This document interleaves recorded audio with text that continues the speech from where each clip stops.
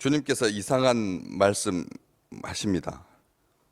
조금 속상하신 것 같은 느낌이 드는 표현이죠. 사람이 내 말을 듣고 지키지 아니할지라도 내가 그를 심판하지 아니하노라. 이 말은 바꿔 말씀드리자면 내 말을 듣고 지키지 않아도 좋다 하는 뜻이 아닌 거죠. 내 말을 듣고 지키지 아니해도 좋다는 뜻이 아닙니다. 이렇게 주님의 말씀을 듣고 지키지 아니하는 사람들은 사람이 아니다라는 뜻이죠. 사람이 내 말을 듣고 지키지 아니할지라도 이렇게 말씀했으니까. 사람이라면 반드시 주님의 말씀을 듣고 지켜야 한다는 당위성을 분명히 하고 계시는 것입니다. 사람의 존재는 무엇입니까? 사람은 무엇으로 삽니까? 무엇이 사람입니까? 요즘 우리가 살아가면서 산 것 같지 않은, 살아도 산 것처럼 보이지 않는, 오히려 사람을 죽이는, 자기만 죽는 것이 아니라 다른 사람을 죽이고 있는 그런 삶의 행태들을 너무나 충격적으로 자주 보게 됩니다. 사람이라면 사랑하면서 살아야 하고, 사람이라고 하면 정성껏 살아야 하고, 사람이라고 하면 진실하게 살아야 하고, 사람이라고 하면 다른 사람들과 함께 살아야 하고, 사람이라고 하면 다른 사람을 위해서 살아야 하는데도 불구하고 자기만을 위해서 사는 사람도 많고, 또 자기도 죽고 다른 사람도 죽이는 사람도 많고, 얼마나 많은 사람들이 이 언어의 폭력에 시달리고 있는지 모릅니다. 주의 음성을 듣고 지키는 사람은 말로 사람을 죽이는데 앞장서지 않는데, 주의 말씀을 듣지 않으니까, 주의 말씀을 지키지 못하니까 그의 입에서 나오는 것이 다른 사람을 살리는 데 쓰이지 아니하고 죽이고만 있다라고 하는 것이죠. 무의식 중에도 그렇습니다. 우리가 언어라고 하는 것이 얼마나 아름다운 건데요. 말이라고 하는 것이 얼마나 귀한 건데요. 여러분, 사람이 말 한마디 때문에 사는 거거든. 말 한마디가 천냥빚을 갚는다라고 하는 그 말이 보여주는 것처럼 얼마나 위력이 당당하면, 그 당시에 천냥이라고 하면 생애를 다 걸 만한 그런 가치가 있는 것이 천냥이었습니다. 그 천냥빚을 갚을 수 있을 만큼 언어라고 하는 것이 귀한 것이고 정성이고 사랑이고 용기이고 격려인데, 우리가 지금 언제 사람의 언어가 필요합니까? 언제 어떤 말이 필요합니까? 다들 알고 있습니다. 괜찮다, 더 힘내라, 우리가 꼭 필요한 말, 우리가 들어야 할 말 많은데 그 한마디인 거거든요. 그게 한 문장이 아닙니다. 한 문장이 아니라니까요. 여러 말도 아닙니다. 딱 그 말 듣고 싶은 겁니다. 사랑한다는 말, 나를 위한다라고 하는 말, 나와 함께 있어주는 그런 이 순간적이고 굉장히 짧은 찰나적인 그런 용어인데 그걸 듣지 못한 것이죠.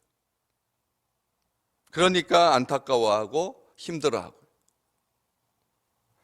주의 음성을 듣지 않는 사람은, 주의 음성을 듣고 지키지 않는 사람은 이 세상에서 사용하는 용어가 거칠어질 수밖에 없고 늘 폐쇄적일 수밖에 없습니다.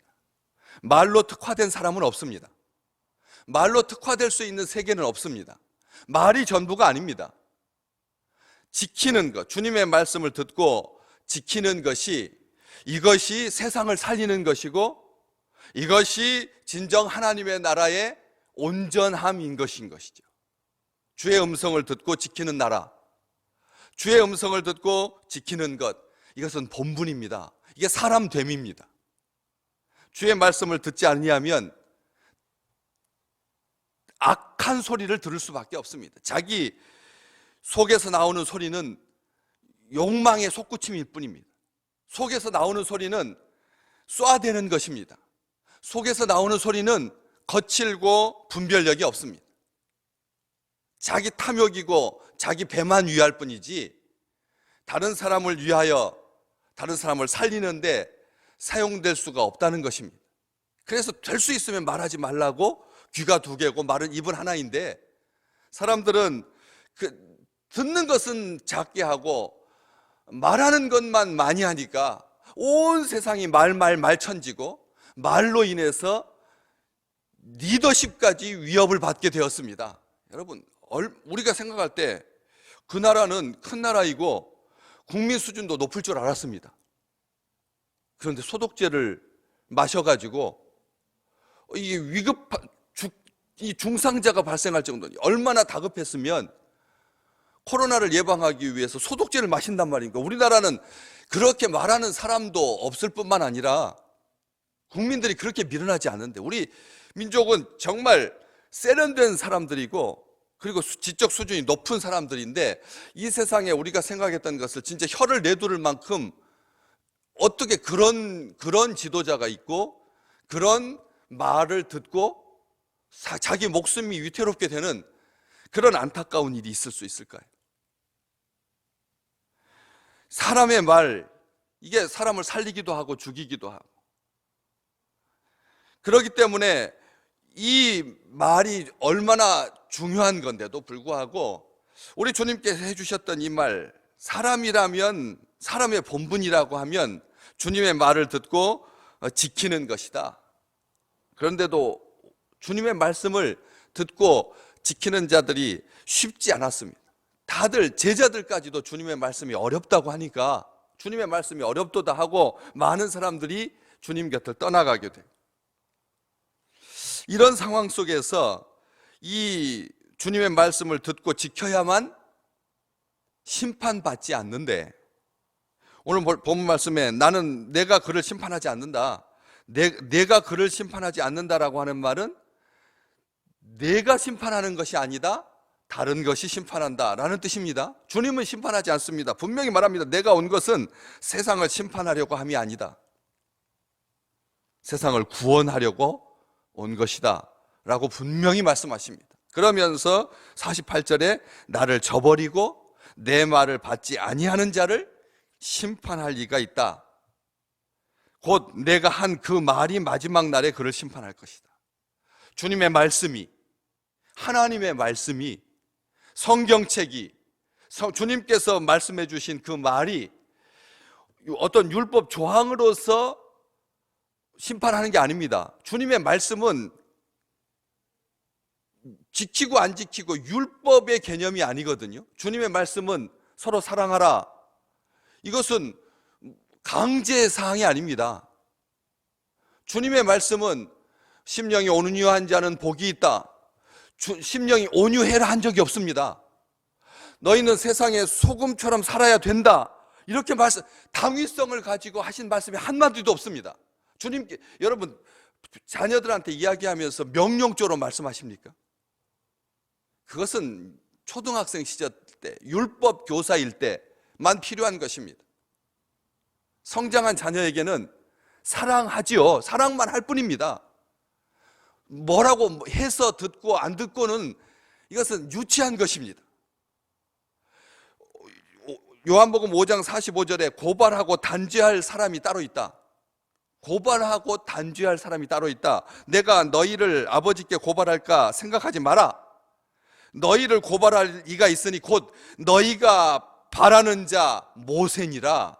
우리 주님께서 분명히 말씀하셨습니다. 우리를 고발하고 우리를 단죄하는 것은 율법입니다. 율법이 우리를 고발하고 단죄하는 겁니다. 주님께서 하신 말씀은 심판권자입니다. 심판이십니다.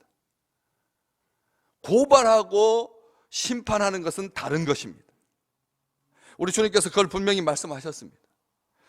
여기서 사람이 내 말을 듣고 지키다 라고 하는 이 표현하고 48절에 나를 저버리고 내 말을 받지 아니한다 라고 하는 말고 동격으로 쓰고 계십니다. 우리가 주님의 말씀을 어쩌다가 실수로 듣지 않을 수도 있죠. 그렇죠.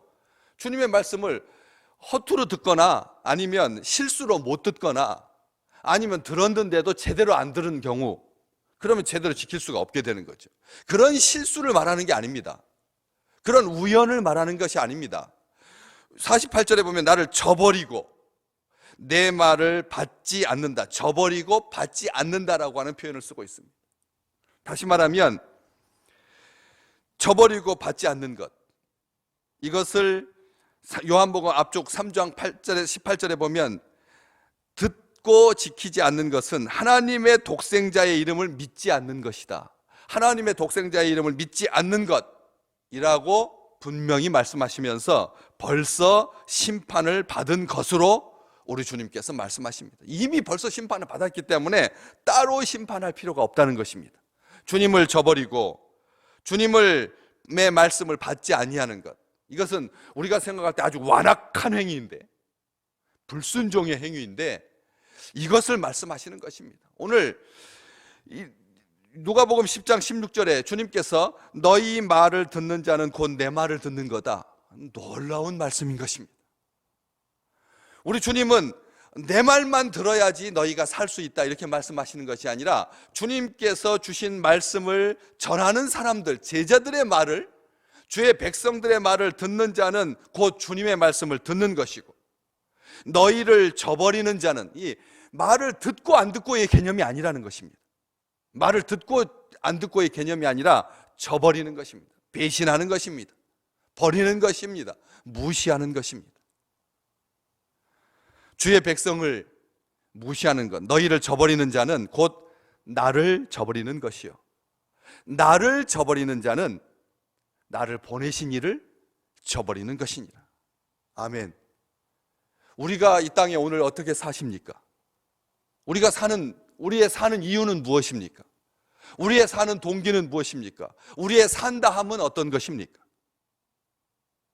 우리를 무시하고 우리를 모욕하고 우리를 조롱하는 것은 우리 주님을 저버리는 것이고, 주님을 저버리는 자는 아들을 보내신 하나님을 저버리는 것입니다. 그러니까 우리는 단죄할 필요가 전혀 없습니다.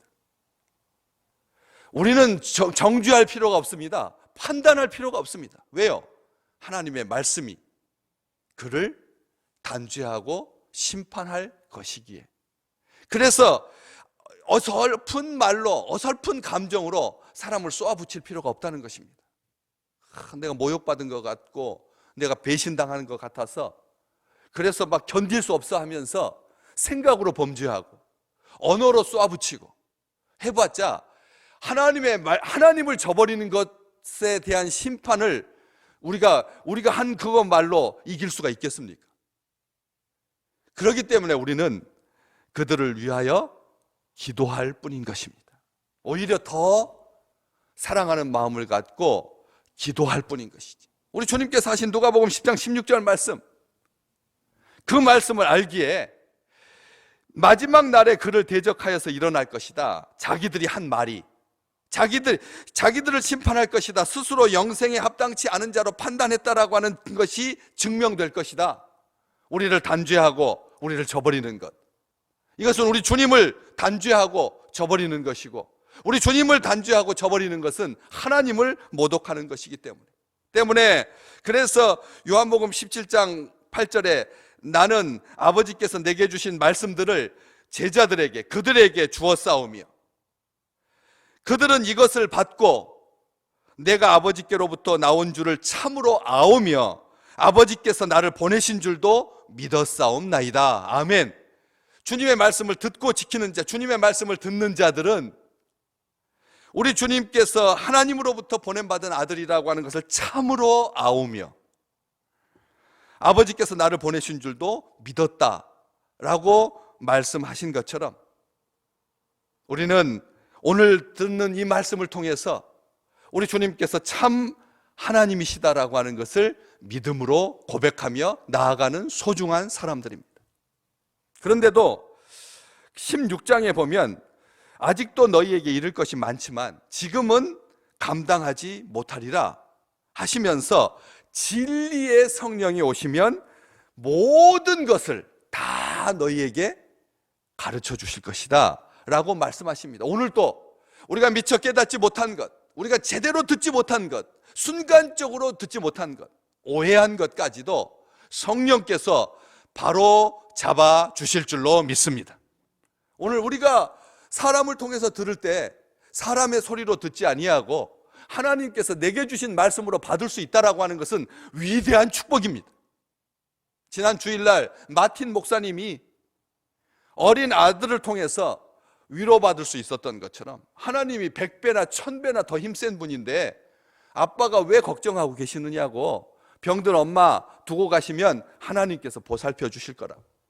그러니까 찬송가 너 근심 걱정하지 말아라 라고 하는 찬송가를 하나님께 지어서 우리가 애창하게 되었던 것처럼 오늘 또 우리를 위로하실, 우리에게 말씀하실 상황을 통해서, 소자를 통해서, 연로한 분을 통해서, 여건을 통해서 항상 우리에게 말씀하시는, 그리고 깨닫게 해주시는 성령께서 계시기에 주의 말씀을 저버리지 아니하고 주의 말씀을 듣고 지키는 자 되는, 그래서 행복한 하루가 되시기를 주의 이름으로 축복합니다.